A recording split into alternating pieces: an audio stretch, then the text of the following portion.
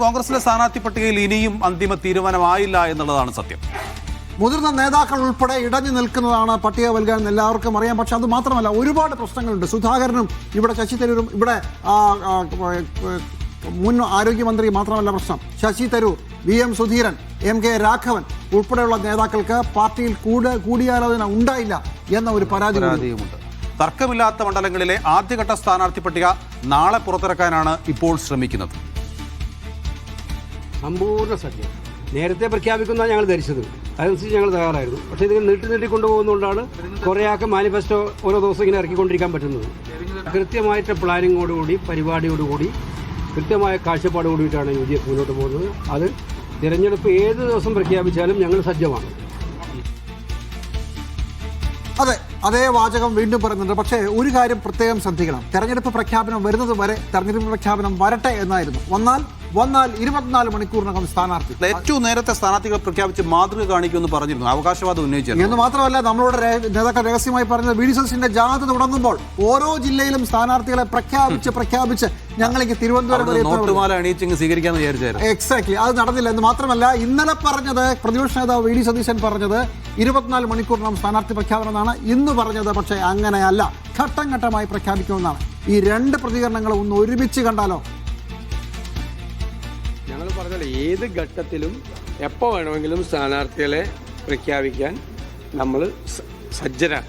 എപ്പോൾ വേണമെങ്കിലും പ്രഖ്യാപിക്കാം.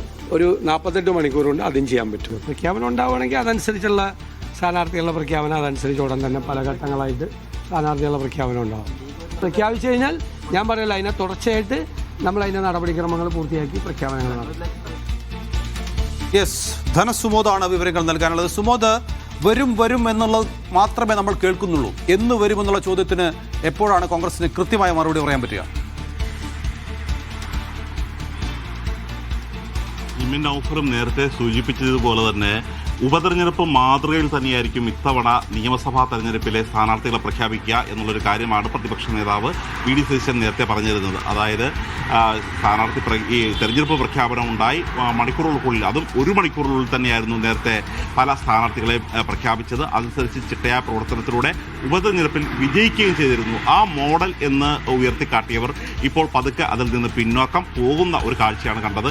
ഇപ്പോൾ 31 സീറ്റുകൾ മാത്രമാണ് ഒരു തർക്കമില്ലാത്ത രീതിയിൽ, അതും സിറ്റിംഗ് MLA-മാരുടെ അടക്കമുള്ള സീറ്റുകളാണ് ഇപ്പോൾ ഏകദേശ ധാരണയായിരിക്കുന്നത്. ഇത് പുറത്തുവിട്ട് ഒരു മുഖം രക്ഷിക്കുക എന്നുള്ളതായിരിക്കും ആദ്യം ചെയ്യുക. പക്ഷേ അതേസമയം തന്നെ ഈ പല പാർട്ടികളുമായി, ഘടകകക്ഷികളുമായി സീറ്റ് ധാരണ വെച്ചുമാറൽ ഇതുവരെ പൂർത്തിയാക്കാത്തതിൽ ഘടകകക്ഷികൾക്ക് വരെ വളരെ ശക്തമായ എതിർപ്പുണ്ട്. പല തവണ തരില്ല എന്ന് പറഞ്ഞെങ്കിൽ പോലും ഇടുക്കിയും ഏറ്റുമാനൂർ സീറ്റുകളും തങ്ങൾക്ക് വേണം എന്നുള്ള ആവശ്യമാണ് കേരള കോൺഗ്രസിനോട് ഇപ്പോൾ കോൺഗ്രസ് ആവശ്യപ്പെട്ടിരിക്കുന്നത്. ഇതുകൂടാതെ മുസ്ലിം ലീഗുമായി വെച്ചുമാറേണ്ട ചില സീറ്റുകളുണ്ട്. അക്കാര്യത്തിലും ഒരു കൃത്യമായ ധാരണ കോൺഗ്രസിൽ തന്നെ ഉണ്ടായിട്ടില്ല. ഈ കോൺഗ്രസ് നേതാക്കന്മാർക്ക് പോലും ഇക്കാര്യത്തിൽ വലിയ തരത്തിലുള്ള അതൃപ്തിയുണ്ട്.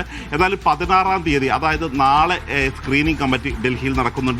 ഈ ഒത്തുതീർപ്പിലൂടെ ഒരു സ്ഥാനാർത്ഥിയാക്കാൻ തന്നെയാണ് പല ഘടകങ്ങളിലും തീരുമാനം ആയിരിക്കുന്നത്. ഇതിൽ പ്രധാനപ്പെട്ട പ്രശ്നമുള്ളത്, ഈ സഭകൾ ഒരു ലിസ്റ്റ് നൽകിയിട്ടുണ്ട്.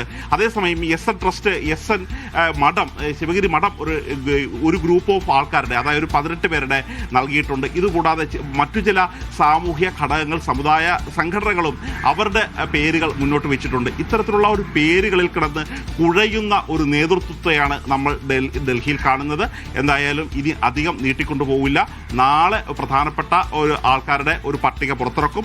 അതിനുശേഷം വരും ദിവസങ്ങളിൽ 2-3 ദിവസം മാരത്തോൺ ചർച്ചകളിലൂടെ ബാക്കിയുള്ള സ്ഥാനാർത്ഥികളെ കൂടി പുറത്തിറക്കാം എന്നുള്ള ഒരു തീരുമാനത്തിലാണ് ഇപ്പോൾ കോൺഗ്രസ് ഒടുവിൽ എത്തിച്ചേർന്നിരിക്കുന്നത്.